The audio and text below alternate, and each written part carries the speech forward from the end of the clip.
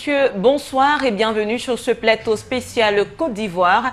Après 4 mois de résistance pendant lesquels Laurent Gbagbo n'a pas cessé de clamer qu'il était le président démocratiquement élu en Côte d'Ivoire, et ce malgré la pression de la communauté internationale qui lui demandait de quitter et de céder la place à Alassane Ouattara, et bien finalement, ce jour, Laurent Gbagbo est tombé, arrêté par les forces de la Licorne et puis confié à son rival Alassane Ouattara. Cela symbolise-t-il donc la fin de la crise post-électorale en Côte d'Ivoire? Voilà une question et bien d'autres qui seront abordées au cours de ce programme.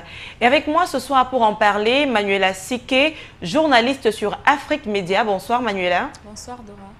Et bien sûr notre invité André Ngassa, communicateur mais surtout jeune militant panafricaniste, voilà.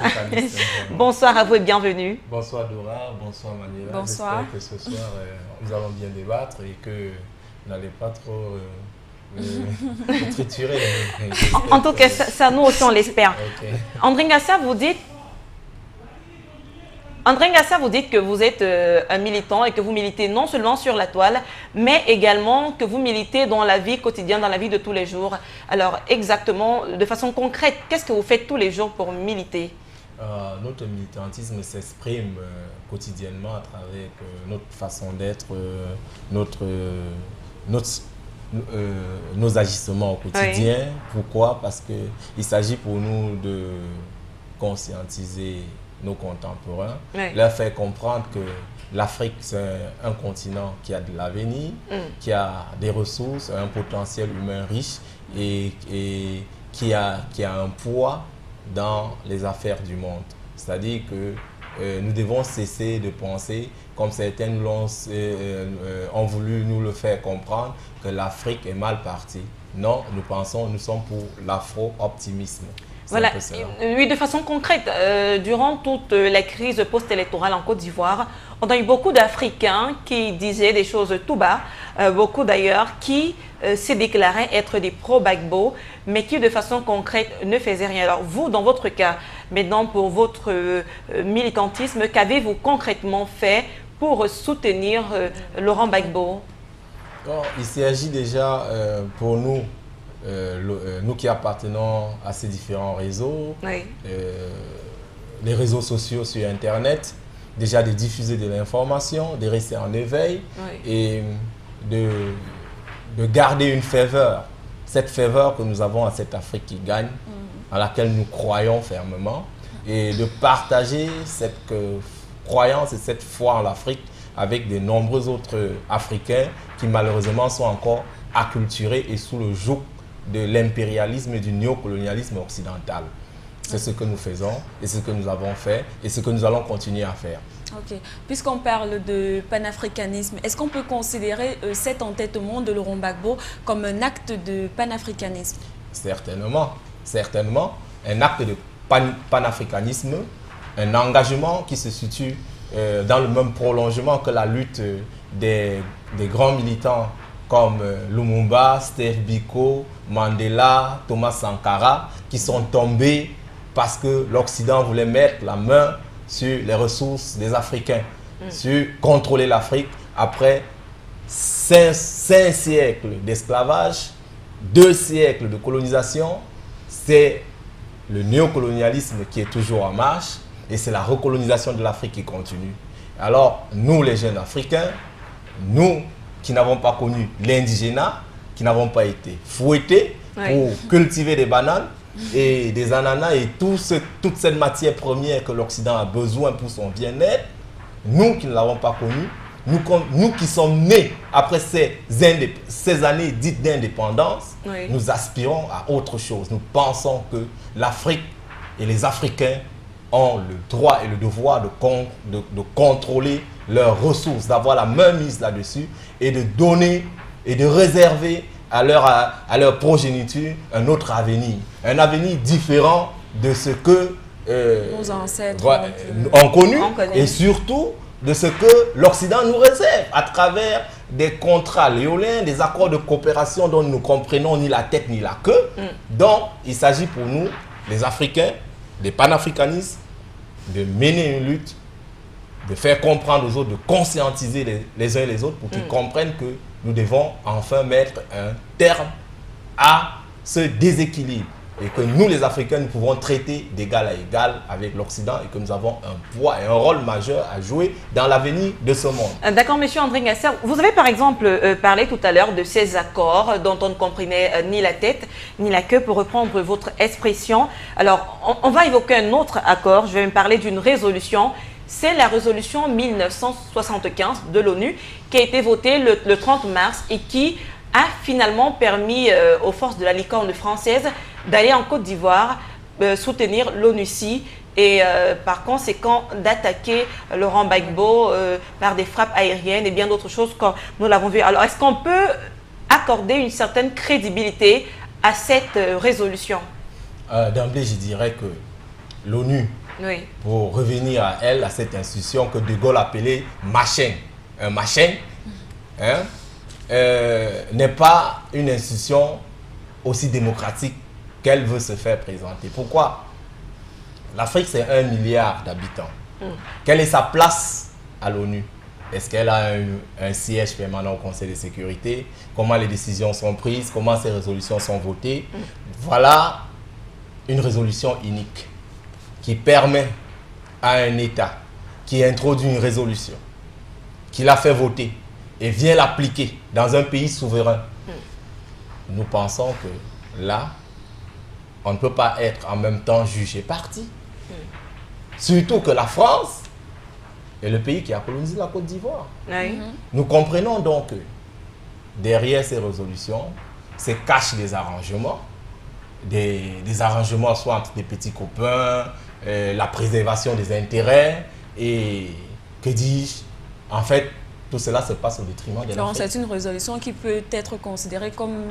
Elle est contestable. Elle est contestable. Elle est contestable. Un peu comme si c'était l'initiative de la France, par exemple, parce qu'on se souvient quand même que ce jour, elle est votée le 30 et puis 2 jours plus tard, le lendemain ou 2 jours plus tard, la France intervient de façon officielle en Côte d'Ivoire. Alors, est-ce qu'on ne pourrait pas soupçonner donc la mainmise de la France dans le vote de cette résolution pour effectivement pouvoir mener... Ça avait déjà été planifié à l'avance. C'est la France qui a introduit cette résolution, qui est enfin adoptée par l'ONU, qui a le Conseil de sécurité, oui, voilà, de l'ONU. C'est tout. Ben, nous, si on veut revenir au... Mais est-ce qu'il y a des preuves que c'est la France? Parce que justement, il s'agit de cela. Est-ce qu'il y a des preuves qui prouvent que c'est la France qui a introduit cette résolution au niveau du Conseil de sécurité de l'ONU? Oui, vous pouvez aller sur le site de l'ONU et regarder. Oui. Vous allez regarder comment la décision a été prise. Bon, mais qu'à cela ne tienne, comment les résolutions? Il y a des cas de crise dans ce monde où des pays introduisent des résolutions et qu'on bloque. D'autres pays bloquent, les grandes puissances vont bloquer cette résolution. Pourtant, on nous dit que l'ONU est là pour garantir la paix et la sécurité. Mais nous voyons dans le cas de la Côte d'Ivoire que l'ONU n'a pas garanti la paix en Côte d'Ivoire. Elle n'a pas garanti la sécurité. La résolution permet de détruire des armes lourdes. Nous avons, dans le cas de la Côte d'Ivoire, 2 factions qui s'opposent. Et chaque faction est armée. Soit on nous fait comprendre qu'il y a une seule faction qui a des armes lourdes et on détruit rien que ces armes lourdes. Mais qu'en est-il de l'autre faction et ses armes lourdes? Et on voit par ailleurs que cette faction est soutenue par l'ONUCI et la force licorne. C'est donc un précédent dans le monde. Quand on voit cela, en Afrique, dans un pays souverain, par une force qui est censée garantir la paix et la sécurité des civils. Quand on détruit les armes lourdes, on bombarde la RTI qui n'émet plus. Est-ce que dans la RTI que nous suivons, il y a des armes lourdes? Que l'ONU nous dise qu'au niveau de la RTI, il y avait un dépôt d'armes lourdes, un dépôt de munitions là-bas. Mais puisqu'ils ont dit que finalement, ils ne ciblaient que les zones dans lesquelles étaient entreposées les armes. Quand on bombarde des camps militaires où vivent des civils et leurs familles, donc ça veut dire qu'en Côte d'Ivoire, on a, en prenant les chiffres avancés par la communauté dite internationale, 54% d'une population acquise à Ouattara qui a le droit de commettre toutes les exactions et 46% d'une population ivoirienne condamnée par la communauté internationale à être bombardée, et à être assassinée, violée et tout. Et là d'ailleurs en image, on a la RTI en image, les images de la RTI oui, effectivement, détruites. C'est désolant. Nous voyons des obus, des traces d'obus sur le bâtiment, dans des armes lourdes. Mais personne n'a décrié cela. Nous avons vu en France, pour vous dire, la duplicité des Occidentaux, c'est-à-dire, ma foi, je voudrais dire, tous les Occidentaux ne partagent pas malheureusement, ou très heureusement, toute l'opinion publique en France ou dans d'autres pays occidentaux ne partagent pas la vision de ces leaders, ils la condamnent même d'ailleurs. Mais, je voudrais dire, nous n'avons pas vu une mobilisation. En France, mais on a quand même vu des... Laissez-moi parler. Je voulais parler d'une mobilisation des leaders européens. On a vu Brigitte Bardot se mobiliser avec toute la France pour les animaux. Pour les animaux. Mais ici, il s'agit d'un peuple, du peuple noir qui souffre dans sa chair depuis des siècles et des siècles, qui continue à être exploité. Et là, on n'a vu aucune mobilisation dans cette injustice, face à cette injustice. Est-ce que nous allons assister un jour ou dans les prochains jours à une crise en Europe, dans les Balkans, au Kosovo, où l'Union africaine viendra s'interposer? Une crise électorale, un précédent en France, où l'Union africaine viendra avec des armes, la CEDEAO viendra intervenir? Mais de toute façon, il fallait bien, M. André Ngassa, une solution à la crise post-électorale en Côte d'Ivoire. Quelle solution aurez-vous donc préconisée? La solution à la crise, puisque vous semblez condamner celle qui a été prise, était une solution africaine, une solution politique et non une solution militaire. Dans les conflits électoraux, il y en a dans tous les pays. En France, nous avons vu en France, juste après la proclamation des résultats, les dernières élections présidentielles en France, l'élection de Sarkozy, face à Ségolène Royal, nous avons vu des émeutes. Des émeutes dont il y a une partie de la population française qui n'était pas pour, qui condamnait, qui marchait. Mais il n'y a aucun pays qui a prêté des armes à ces émeutiers pour attaquer les institutions françaises et les renverser. En France, il y a une rébellion. En Corse, depuis des années qui couvrent. En Nouvelle-Calédonie, comment la France a géré cela? Comment la France a géré cela? Ces gens qui ont un besoin d'indépendance. La France ne doit pas s'ériger en donneur de leçons en Afrique, dans des pays souverains. Un temps soit peu que ces pays soient indépendants. Nous devons respecter les indépendances des pays africains. Et surtout la souveraineté et la constitution, parce que là maintenant il y a la constitution ivoirienne qui a été violée, un résultat proclamé par le Conseil constitutionnel et puis qui est balayé d'un revers de la main, alors que ce sont les institutions de ce pays. Alors, ça c'est très grave. Donc voilà. En France, il y a un Conseil constitutionnel.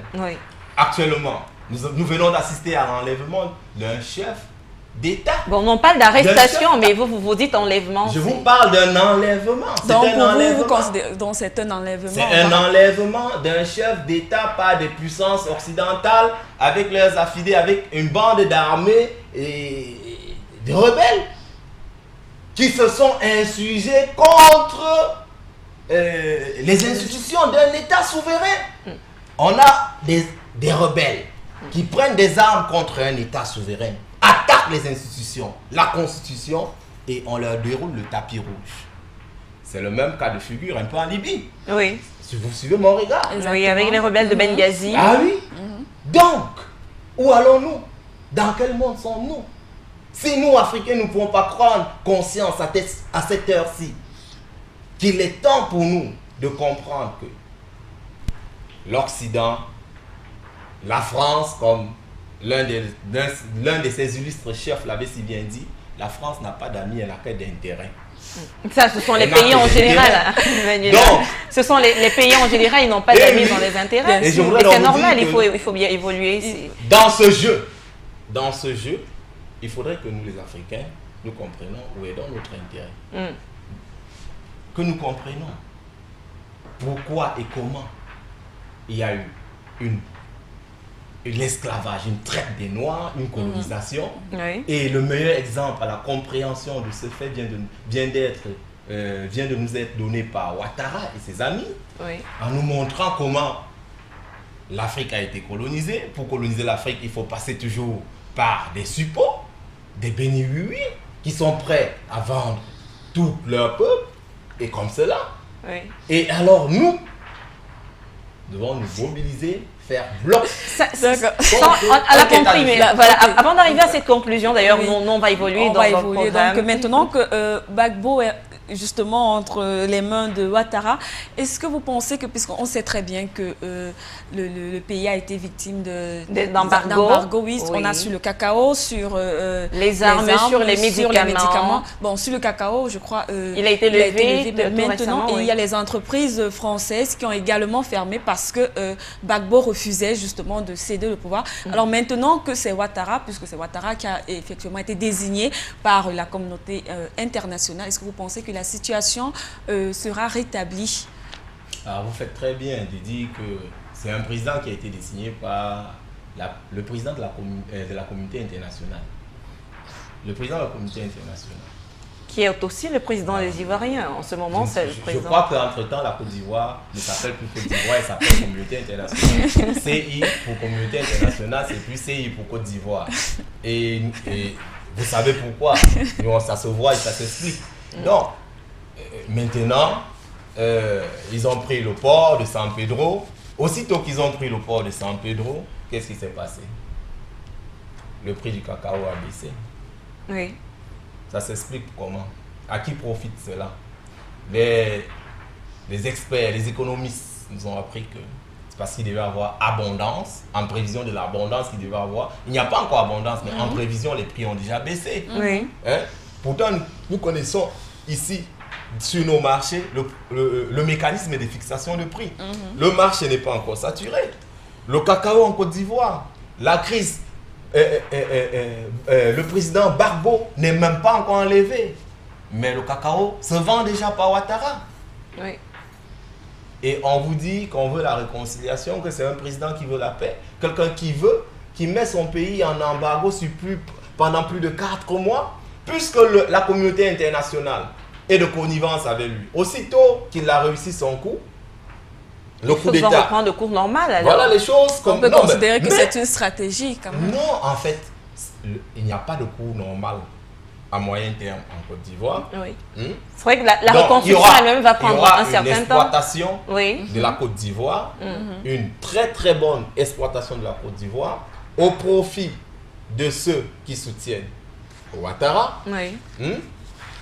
Mais qui doit leur être redevable maintenant. Bien entendu. Et c'est la raison pour laquelle, comme nous avons vu même en Libye, aussitôt qu'on a pris un port, on commence à exporter le pétrole, vous comprenez comment ça se passe. Donc, il s'agit ici pour Ouattara de rembourser. On l'a soutenu, on a financé sa rébellion depuis 2002. Et maintenant, il faut rembourser. Et c'est le peuple ivoirien qui va suer et transpirer pour rembourser. Donc ça veut dire que jusqu'à ce niveau, si on veut essayer de résumer ce que vous nous dites, c'est que la mission de l'ONU en Côte d'Ivoire a échoué. C'est un échec patent. Est-ce que vous pouvez me montrer un seul endroit dans le monde où l'ONU a réussi? Est-ce que vous pouvez me montrer un seul endroit? En Afghanistan? En Somalie? En Haïti? En Côte d'Ivoire, au Tchad, au Darfour. Bon, peut-être parce qu'on ne les écoute pas aussi trop. Au Cameroun. Peut-être parce qu'il n'y a pas d'écoute aussi, au niveau du Cameroun, dans la mission de l'ONU au Cameroun, à l'orée des indépendances, c'est soldé par la partition du pays. Il y a une partie du Cameroun qui s'est rattachée au Nigeria. Donc, voilà, justement, en parlant du Nigeria et du Cameroun, voilà quand même un cas où l'ONU a pris des décisions. On sait que Bakassi a souvent opposé le Cameroun et le Nigeria, mais finalement de façon pacifique. Le conflit de Bakassi ne se poserait jamais si une partie du Cameroun n'était pas partie au Nigeria. Oui. Nous avons une partie du mais justement, le débat n'est pas là. Le débat est au niveau de la façon dont l'ONU a géré le conflit. Oui. Puisque vous me demandiez si justement l'ONU avait réussi à gérer. Globalement, si c'est un cas sur 100, globalement, si vous avez 1 sur 100, si vous avez 1 sur 100 ou 1 sur 10, la moyenne. Peut-être parce que là, les deux camps les ont écoutés aussi. Parce que Manuel, il faut le dire, l'autre problème auquel pourrait être confrontée cette organisation, je ne veux pas soutenir qui que ce soit, mais tout simplement apporter un petit éclairci, c'est que pour qu'on puisse exercer un pouvoir, il faut déjà que les autres nous écoutent. Exactement. Mais alors, si quand ils prennent des décisions, personne n'écoute. Sauf que déjà, il faut... l'ONU. Regardez bien ceci. C'est que la plupart du temps, les résolutions sont initiées par certains États qui ont leur intérêt dans la décision qui va être prise et qui vont l'appliquer. Comme nous voyons par exemple en France, comme nous voyons par exemple comment les États-Unis entrent en guerre en Irak et tout ici, cela. Bon, maintenant, il s'agit des pays qui n'ont pas de droit de veto ou des petits pays. Quand ils initient une résolution aux Nations Unies, généralement, quand elle va contre, puisqu'elle va dans la plupart du temps, quand il y a une situation d'injustice quelque part, la résolution va contre les intérêts des grandes puissances. Alors qu'est-ce qu'elles font?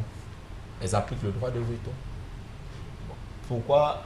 Comment pouvez-vous expliquer que depuis la création d'Israël jusqu'à aujourd'hui, il y a un conflit là-bas qui oppose les Palestiniens et les Israéliens? Comment ça se passe? Que fait l'ONU? En Afrique, avec l'apartheid, qu'a fait l'ONU? Quelles étaient les résolutions de l'ONU par rapport à l'apartheid? Vous voyez par exemple, au Congo, au Rwanda, quel a été le rôle joué par l'ONU dans le conflit au Rwanda?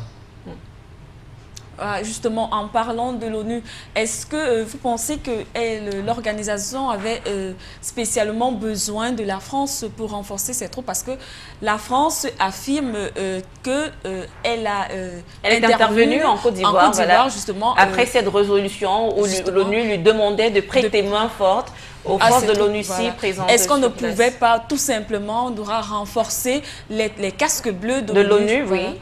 Bon, quand on est à la fois juge et parti, ça pose un problème de crédibilité, de légitimité. Il y a peut-être la légalité de l'ONU qui est là, mais il y a un problème de légitimité. La France n'était pas fondée en légitimité pour agir en Côte d'Ivoire comme elle a agi. Elle a outrepassé ses droits. Pourquoi? Parce que à sa tête, il y a un chef d'État qui veut placer son petit copain qu'il a marié à Neuilly à la tête de l'État, c'est tout. Et je ne sais pas quels sont les rapports obscurs qu'ils entretiennent ou machin, mais on assiste quand même à une histoire de copinage au sommet des États. Et cela, c'est déplorable. L'ONU, pour qu'elle reste une institution digne et crédible, doit être réformée comme de nombreux chefs d'État africains l'ont demandé, en l'occurrence le chef de l'État camerounais, le leader de la Jamaïra, ils sont nombreux à avoir demandé la réforme de cette ONU pour donner de la voix à l'Afrique, afin que l'Afrique puisse jouer son véritable rôle dans le concert des nations et impulser le véritable développement humain dans le monde. On nous parle des objectifs du millénaire pour le développement, on nous parle de ceci, de cela, de tous ces programmes. Mais attention, on n'y arrivera jamais avec des situations comme celle que nous vivons en Côte d'Ivoire. Mais monsieur André Ngassé, pendant que vous êtes comme ça figé sur l'ONU en ce moment, parce qu'on sent bien dans vos propos que pour vous, les principaux responsables de ce qui arrive aujourd'hui, notamment à Laurent Gbagbo et puis aux Ivoiriens, c'est l'ONU, sa gestion du conflit. Mais beaucoup pensent que Laurent Gbagbo s'est retrouvé pris au piège par les accords de Marcoussis, ce qu'il a signé. Alors, de façon sommaire, c'était quoi ces accords exactement? Avec les accords de Marcoussis, nous voyons encore comment la tentative de résolution de conflit peut être bloquée. Oui. Quand l'institution supra-internationale qu'est l'ONU ne fonctionne pas bien, n'a pas tous les moyens. Elle n'a pas tous les moyens de sa politique pour maintenir la paix. Puisqu'il y a un jeu de puissance, c'est ce que je me tue depuis à expliquer, il y a un jeu que les puissances font pour bloquer tout et contrôler l'ONU et mettre l'ONU à leur service. Et dans le cas spécifique des accords de Marcoussis, ça s'est passé comment? Nous sommes en 2002, quand la rébellion de Soro-Guillaume, dont Ouattara est derrière, veut prendre le pouvoir par la force. Le président Gbagbo a été élu légalement, il exerce son pouvoir et une bande armée décide de le renverser. D'après les accords de coopération, il appelle la France arrive. La France doit intervenir. Les accords de défense entre la Côte d'Ivoire et la France doit l'aider à repousser la rébellion. Mais la France s'était interposée parce que il y avait sûrement déjà, la France a déjà choisi son candidat depuis, qui est Alassane Ouattara, qui doit être coûte que vaille à la tête, qui doit diriger la Côte d'Ivoire coûte que vaille. On assiste à la partition du pays. Mais pour sortir le pays de la crise, on arrive donc aux accords de Marcoussis pour éviter le bain de sang. Et c'est dans ce contexte que Gbagbo accepte de signer ces accords qui permettent à la rébellion d'entrer dans le gouvernement. Notamment avec la nomination de Guillaume Soro comme Premier ministre. Oui. Et il s'agissait ensuite, dans le cadre de cet accord, de désarmer la rébellion et de préparer le processus électoral pour organiser les élections dans la paix, dans un pays unifié. Toutes choses qui n'ont pas été faites jusqu'à ce qu'on arrive en 2010. Et quand nous sommes allés aux élections dans un pays divisé, avec des rebelles armés qui contrôlaient tout le Nord. Oui. Bon, voilà le contexte. Ok, moi j'aimerais qu'on rentre dans cette bataille-là, précisément dans la bataille médiatique, parce qu'on a vu d'un côté la RTI contrôlée par Laurent Gbagbo, oui, et la TCI contrôlée par Alassane Ouattara. Et on a vu dans les deux chaînes et aussi les télévisions étrangères. Surtout les télévisions françaises, ça il faut le préciser. Parce qu'on a donc vu des contradictions dans les informations. Un côté dit ci, l'autre côté dit ça et tout. Est-ce qu'on peut parler de manipulation médiatique dans les deux camps? Il y a une manipulation médiatique, ça c'est certain. Il y a la manipulation médiatique, c'est vieux comme le monde. Oui. Il faut manipuler les masses et le camp de Ouattara a beaucoup de moyens puisqu'elle jouit d'un grand crédit auprès de ses alliés occidentaux qui contrôlent des grosses chaînes de télévision, des moyens d'État. C'est la raison pour laquelle même les moyens d'État de la France, France 24, tout ça, toutes ces chaînes sont mises à profit pour présenter Gbagbo comme un nazi. Hein? Vous voyez jusqu'à quel niveau on peut aller. Hein? Quelqu'un qui a fait 30 ans de combat politique pour accéder au pouvoir sans jamais prendre des armes. Vous parlez là de Laurent Gbagbo? De Laurent Gbagbo. Oui. Mais du jour au lendemain, on le présente comme un nazi. Il a fait les charniers, il a ceci. Et à côté de lui, son adversaire qui a initié, armé et financé une rébellion depuis plus de 10 ans, c'est un agneau.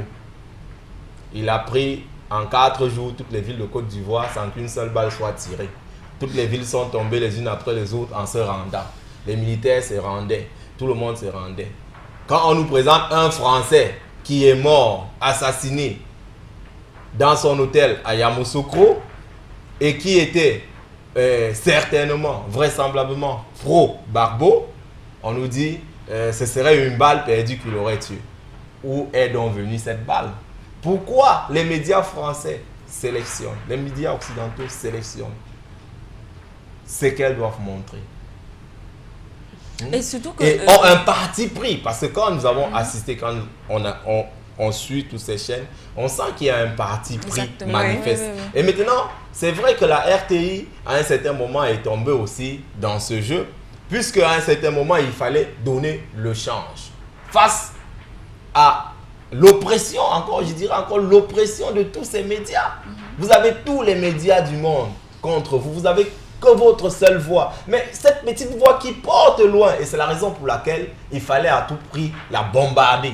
On a bombardé, on a repris et il a fallu rebombarder. Parce qu'il y a eu beaucoup de batailles autour de la RTI. Cette bataille, c'était pour empêcher de donner la vision, les informations que les pro-Gbagbo, les autres Ivoiriens, même des Africains, parce que les pro-Gbagbo ne sont pas seulement en Côte d'Ivoire, ils sont partout en Afrique. Le monde entier voulait voir, puisqu'on veut nous donner une seule face de ce conflit. La face du conflit qui présente Ouattara comme un ange et Gbagbo comme un démon. Pourtant, vous n'oubliez pas que la RTI, c'est la chaîne d'État.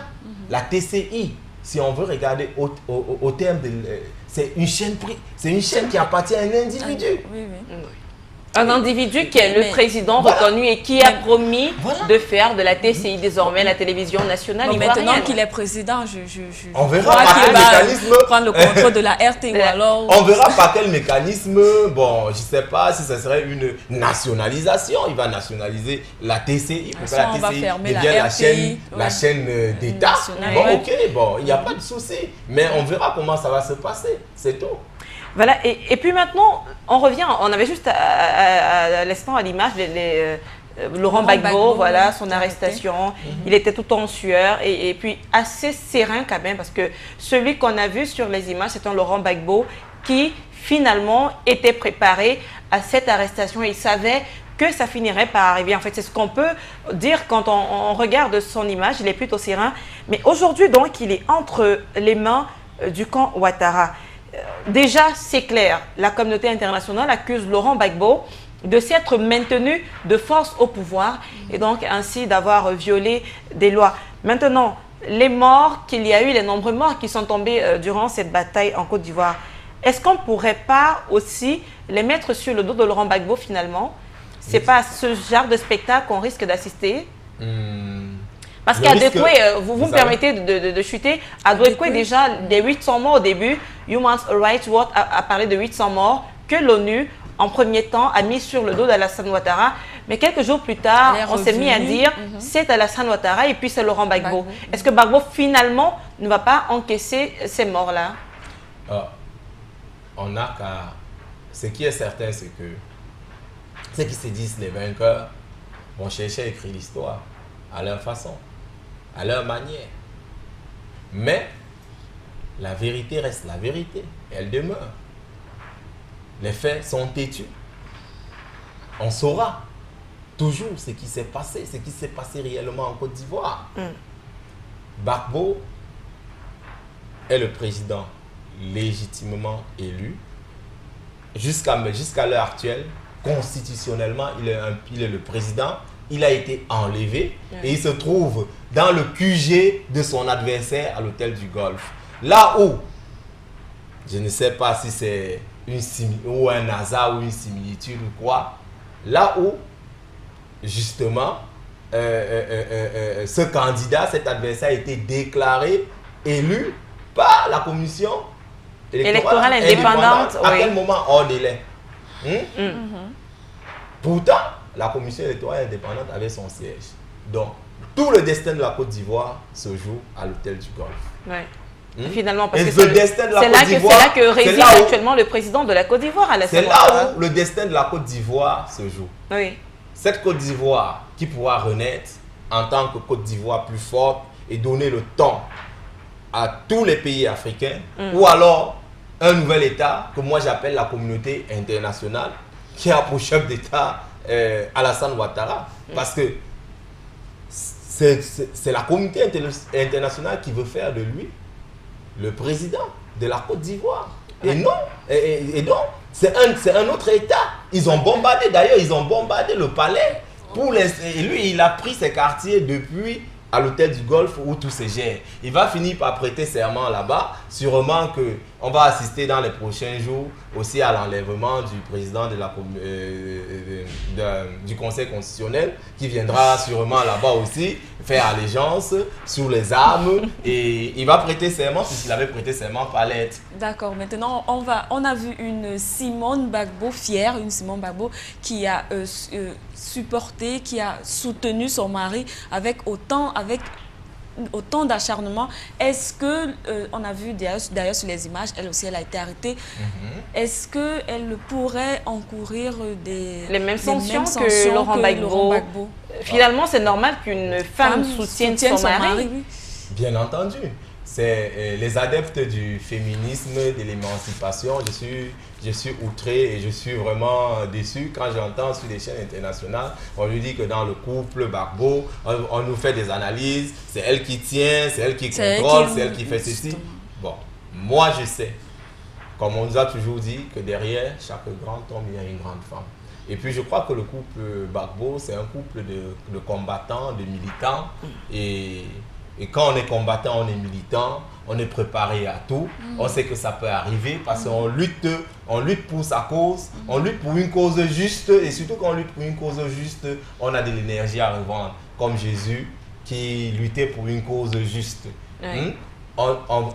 Tu seras frappé, tu seras maltraité, tu seras calomnié, il est devenu nazi, il est devenu ceci, il est devenu cela. Mais à la fin, l'histoire retiendra que Gbagbo avait raison. Parce que manifestement en Côte d'Ivoire, pourquoi on n'a pas voulu recompter? Pourquoi on a refusé la table du dialogue? Pourquoi depuis le début que la crise post-électorale s'est posée, la seule option de Ouattara, c'est les armes?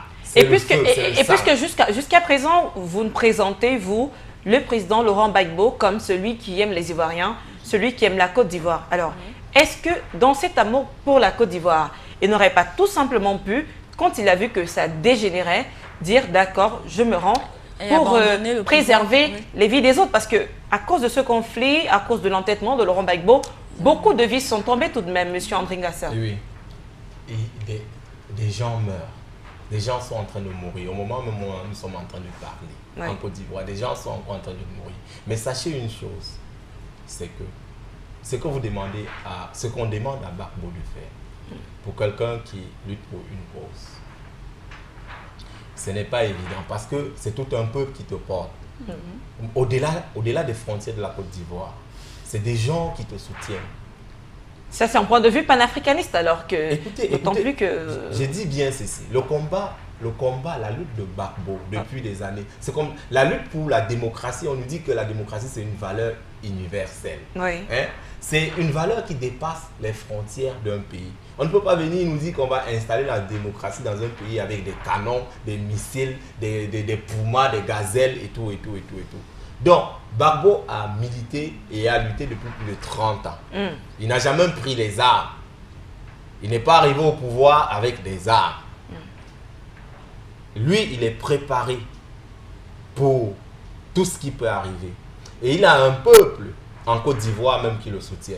Si ce n'est que 46%, comme la communauté internationale semble dire, il y a au moins 46% des Ivoiriens qui sont avec Gbagbo. Et en termes de chiffres, ça s'évalue à des millions d'habitants quand même. Et bien sûr. Et maintenant, quand nous sortons et que le combat qui mène se porte au-delà des frontières de la Côte d'Ivoire, nous savons que dans tous les autres pays africains, il y a des panafricanistes. Il y a des gens qui soutiennent ce combat. Vous pensez qu'un chef doit abdiquer comme cela? Non. Ce combat est juste, d'autant plus que ce combat est juste. C'est le destin de l'Afrique qui se joue. Je vous ai parlé tout à l'heure de 5 siècles d'esclavage, 200 ans de colonisation, de sous-mandat, de mandat des Nations Unies, des sociétés des nations, et tout cela. Et aujourd'hui, la recolonisation de l'Afrique qui recommence. Le diktat, les indépendances octroyées avec à la tête de nos États des marionnettes, des gens qui sont placés là. Aujourd'hui, c'est David Dacko, demain c'est Bokassa et le lendemain c'est David Dacko. Monsieur André Ngassia, vous comprenez justement, ce jeu-là? Oui, c'est on l'a compris. Vous avez beaucoup insisté. Oui, on l'a compris.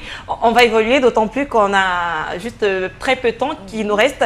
Déjà, une autre chose qu'on aimerait savoir, maintenant que Laurent Gbagbo est pris, avec tout ce qu'il y a eu comme massacre en Côte d'Ivoire, avec tout ce qu'il y a eu comme soulèvement des populations, supposons un Laurent Gbagbo hors d'état de nuit désormais, est-ce qu'Alassane Ouattara pourra vraiment gouverner cette Côte d'Ivoire et avoir des Ivoiriens qui l'écoutent, une Côte d'Ivoire en paix? Est-ce qu'on pourra l'avoir avec un Alassane Ouattara au pouvoir quand on sait qu'il est l'un, je vais dire, des protagonistes qui finalement ont fait éclater une guerre en Côte d'Ivoire?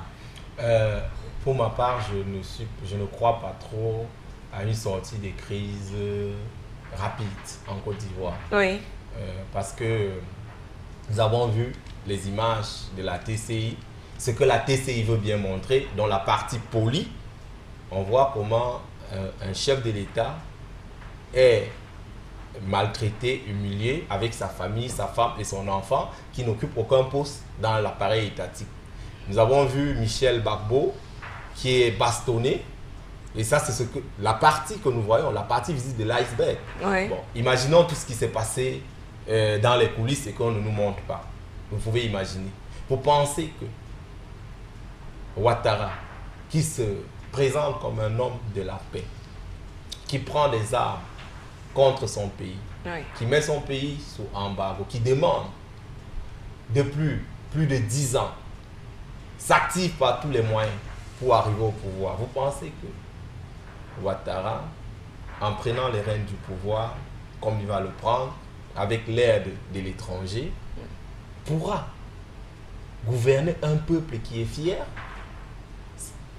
Chaque Ivoirien qui a sa fierté ne se reconnaîtra pas dans ce chef. Ça, c'est certain, puisque tout le monde sait que c'est un chef imposé par l'étranger. Est-ce qu'il y a donc, justement, à ce niveau, est-ce qu'il y a donc des risques que les combats ou alors la guerre se perpétuent et puis au niveau de l'armée, vu que ceux qui ont soutenu Alassane Ouattara, ce sont des anciens rebelles, ceux de Guillaume Soro, comme on les appelle souvent, est-ce que ce sont eux qui vont devenir maintenant les forces de sécurité de la Côte d'Ivoire pendant que l'ancienne armée sera mise de côté? Vers quoi est-ce qu'on se dirige finalement? Ça, c'est le dilemme qu'ils auront à gérer. Oui. Et ce n'est pas le seul, puisque déjà même l'enlèvement de Gbagbo, c'est une autre épine dans leurs chaussures. Donc, c'est facile de vouloir mettre un ami à la tête d'un État, mais il faut prendre les armes, l'installer par les canons, les coups de canon, mais après, il faut pouvoir gérer le reste, et la pacification, la paix. Et c'est cette paix qui sera difficile.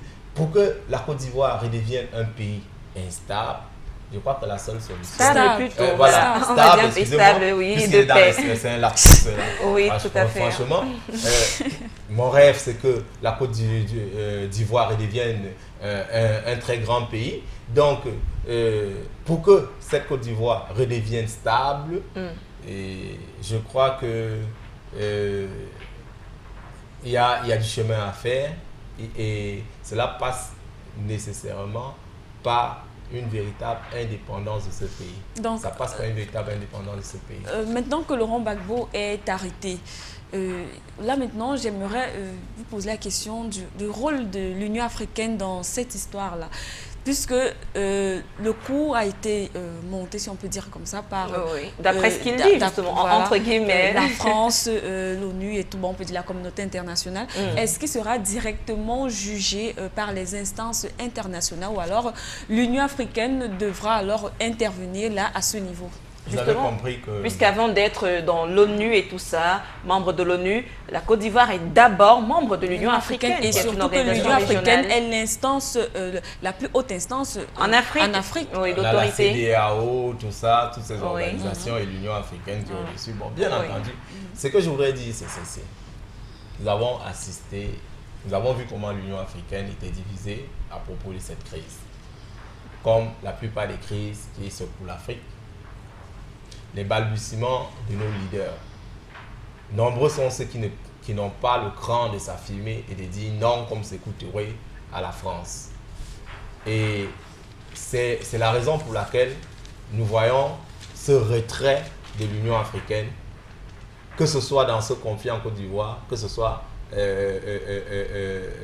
on ignore même sa position dans le conflit qui se passe en Libye. C'est vrai que ça passe assez inaperçu quand même, c'est pas très lisible. Voilà, l'Union africaine n'a pas manifestement voix au chapitre, puisque c'est l'ONU et c'est la France qui dirigent les opérations.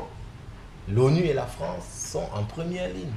On ne demande pas à l'Union africaine son mot. Déjà, quand il fallait diviser l'Afrique, hein, à la conférence de Berlin et tout ça, est-ce qu'on a demandé un jour l'avis des Africains?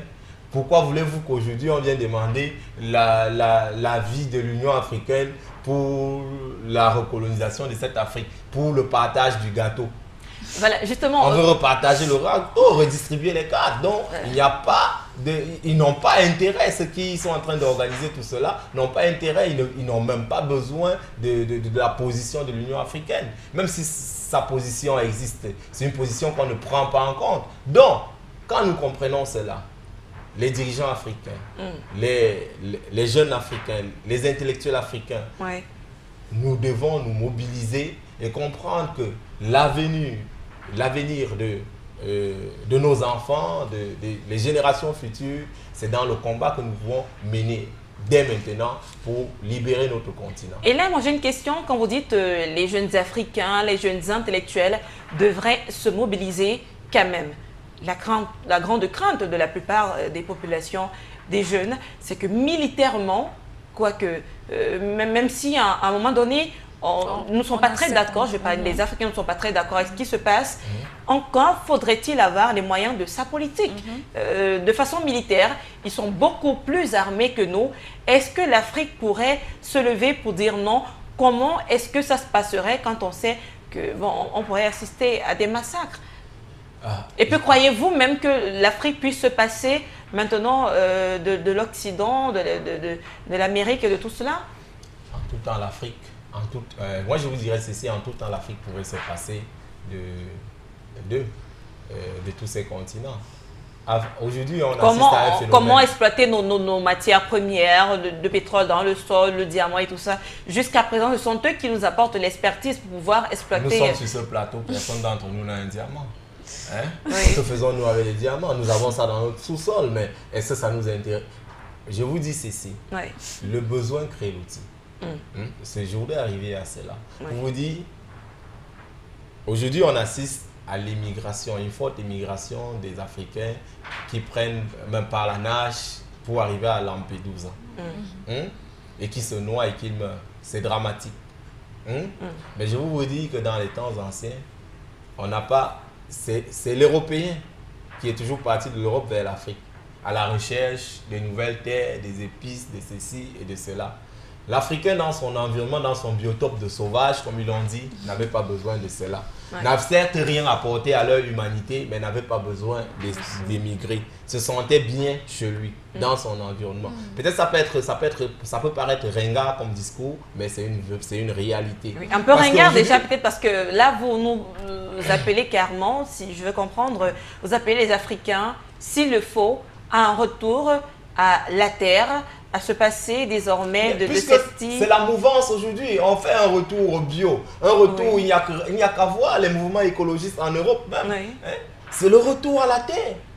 Puisque ce que nous appelons ce développement, ce développement non contrôlé par l'Occident qui est à la solde des groupes financiers est en train de mener le monde à sa perte.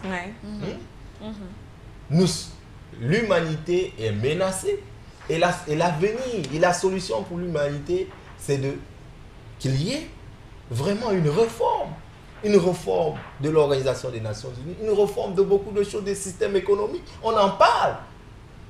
L'Europe est en crise. Ils ont besoin de matières premières, c'est vital pour eux. Où on trouve les matières premières, c'est en Afrique. Ils ont besoin de ressources. Il faut encore des nouveaux esclaves pour cultiver. pour exploiter, pour extraire. C'est en Afrique. Donc, selon votre point de vue, finalement, ceux qui ne peuvent pas se passer des autres, ce sont les Européens qui ne peuvent pas se passer des Africains. Est-ce que c'est certain? Ça, c'est certain. Ici, je ne voulais pas dire, c'est la dialectique du maître et de l'esclave. Il faut que l'esclave comprenne à un certain moment que si je coupe les ponts, le maître, il est fini. Donc, si on vous comprend bien, on est en train, on peut parler de recolonisation. Mais c'est la recolonisation qui est en marche. Et donc, pour s'en sortir, nous n'avons qu'à couper les ponts. Si l'Afrique, prenons par exemple le cas du pétrole, si l'Afrique n'exporte pas son pétrole sur l'Europe, elle n'aura pas de problème. Elle n'aura pas de problème. C'est l'Europe qui aura des problèmes. Le cacao. Combien d'Africains consomment le cacao? Boivent une tasse de café. Si nous mettons à développer et à développer des cultures dont nous avons vraiment besoin, pensez-vous qu'il y aura la famine en Afrique? Pensez-vous que des pays essentiellement agricoles comme le Cameroun seraient en train d'importer le maïs? Donc il y a beaucoup de choses. Nous avons des économies extraverties. Il y a des réformes à faire. Et centrer notre économie sur ce que nous avons vraiment besoin. La Chine a été colonisée. Quand les impérialistes occidentaux sont venus, ils ont soumis la Chine. Et la Chine a lutté pour s'en sortir. Il y a eu ce qu'ils appellent là-bas la révolution des boxers. Et après, la Chine s'est refermée sur elle-même. Aujourd'hui, elle est une grande puissance que tout le monde... Sauf que technologiquement, la Chine, elle est franchement développée de façon technologique. La Chine a ses appareils qui lui permettent de faire ce qu'elle veut. Aujourd'hui, même, elle est devenue pratiquement la deuxième puissance économique, juste derrière les États-Unis d'Amérique. Donc, finalement, la Chine... Avec encore cette technologie que justement nous n'avons pas et qui bloque peut-être, qui nous rend dépendants à un certain niveau de l'Occident. Nous sommes dépendants de l'Occident. Et voilà Simone, sa femme, murée dans le silence. Les États africains avec ces pays. Oui. Nous avons 14 États africains qui nous contrôlent, dont la monnaie est battue en France. Les réserves sont à la Banque de France. Vous pensez que nous contrôlons notre économie dans ces conditions? Mais est-ce que vous pensez que ce problème se situe juste à ce niveau? Parce qu'après avoir subi au moins 5 siècles d'esclavage, est-ce que vous pensez que ce n'est pas aussi psychologique? Est-ce que l'Africain ne se sent pas aussi inférieur? Parce que ce n'est pas facile de refermer les plaies comme ça. C'est le lavage des cerveaux. C'est un lavage des cerveaux. Là, c'est l'image du fils. Oui, ça c'est l'image du fils de Gbagbo. Oui. C'est le lavage des cerveaux. Que les Occidentaux nous font. Vous comprenez? L'Africain, quand on dit que l'Africain, vous pensez que l'Africain ne peut pas fabriquer quoi? C'est émouvant ces images. Et là, ce sont des actes... C'est vraiment très, très émouvant parce qu'il y a violence. Quand même condamnables, quand même. C'est terrible. Je pense quand même que cela devrait peut-être se limiter à l'arrestation de Laurent Gbagbo. C'est une honte pour l'Afrique et c'est une honte pour cette communauté internationale qui est là pour protéger les civils. Bon, moi je pense peut-être que selon la communauté internationale, quand on est président de la République, ça veut dire qu'on est un homme armé. Mais on voit très bien ou alors, que ce sont les si on appartient à la famille Ivoiriens présidentielle, c'est qu'on est un homme armé. Bon, là, la porte qui a ouvert la boîte de Pandore, aujourd'hui, c'est un peu comme Jésus avec Ponce Pilate. Maintenant, on remet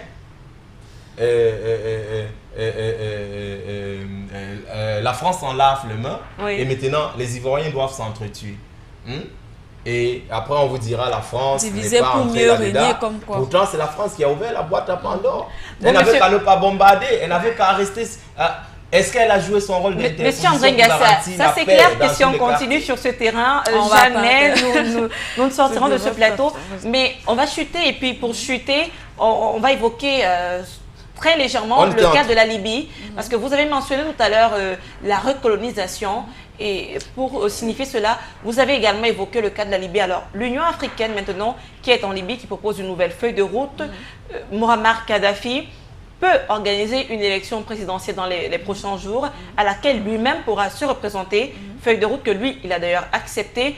Maintenant, il est question de convaincre les rebelles de Benghazi. Alors, cette résolution qui intervient juste après que l'OTAN se retire, quand on sait que l'Union africaine a voulu négocier à un moment donné et qu'il n'y a pas eu de possibilité, l'ONU avait pris les devants. Alors, est-ce qu'on peut y croire? Est-ce qu'on ne peut pas soupçonner un piège, une façon de capturer facilement Muammar Kadhafi? Surtout qu'on sait que la France est également engagée en Libye.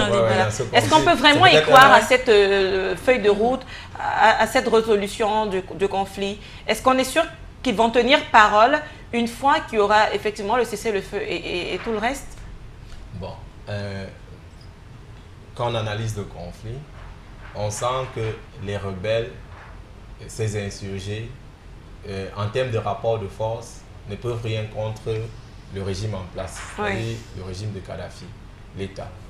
Il a fallu qu'il soit appuyé, même par les frappes aériennes de la France, des États-Unis et après de l'OTAN, pour qu'il progresse.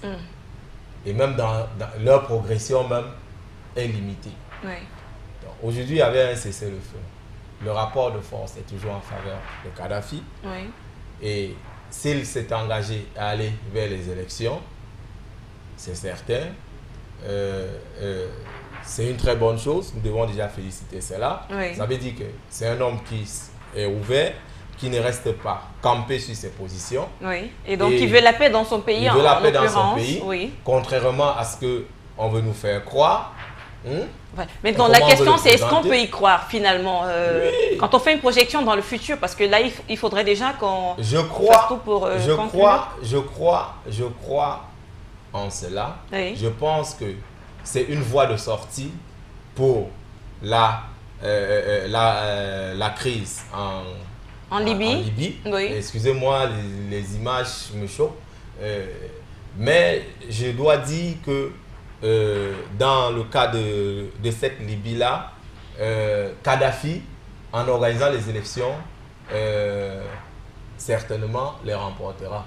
Les insurgés qui sont manipulés par ces forces occidentales sont très peu nombreux. Encore faudrait-il qu'ils acceptent cette solution et puis et c'est là dans le véritable challenge, puisque sachant que leur jeu s'était cessé, ils ont signé déjà tous les accords pour vendre tout le pétrole libyen. C'est la raison pour laquelle dans les chancelleries affirmation gratuite ou alors puisqu'on enlève le pétrole, aussitôt qu'ils ont pris un port pétrolier, aussitôt on exporte le pétrole. Expliquez-moi. Vous en déduisez qu'ils ont signé des accords. Des rebelles qui vendent le pétrole. Est-ce que ce n'est pas du vol? L'État qui achète cela n'est-il pas un État reseller?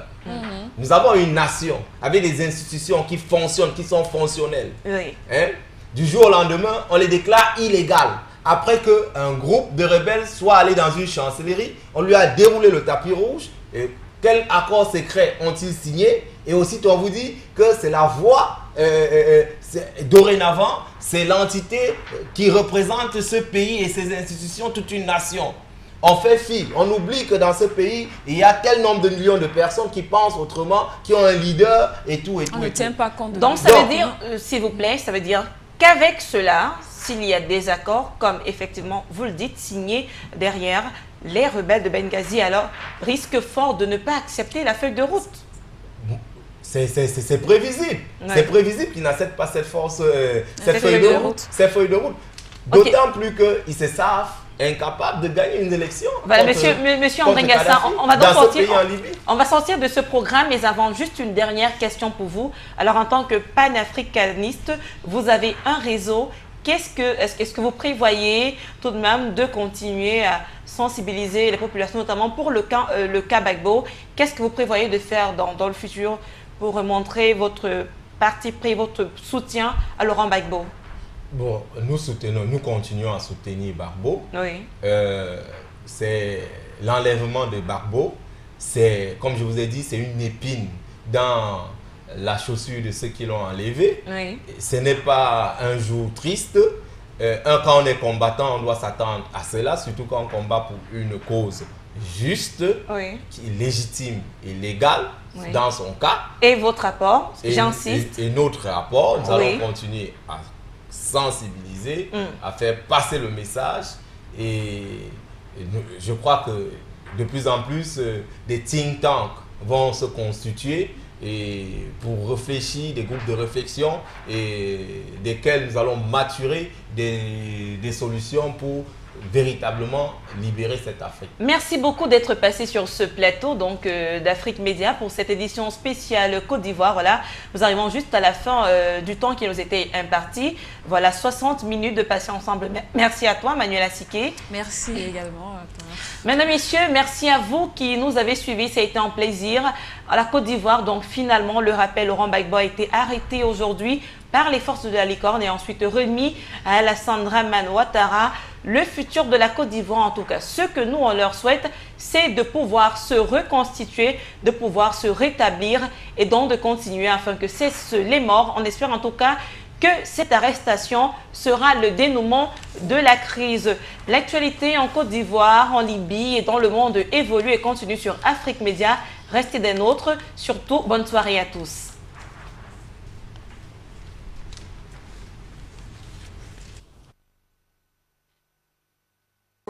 Mais il ne fera aucune déclaration.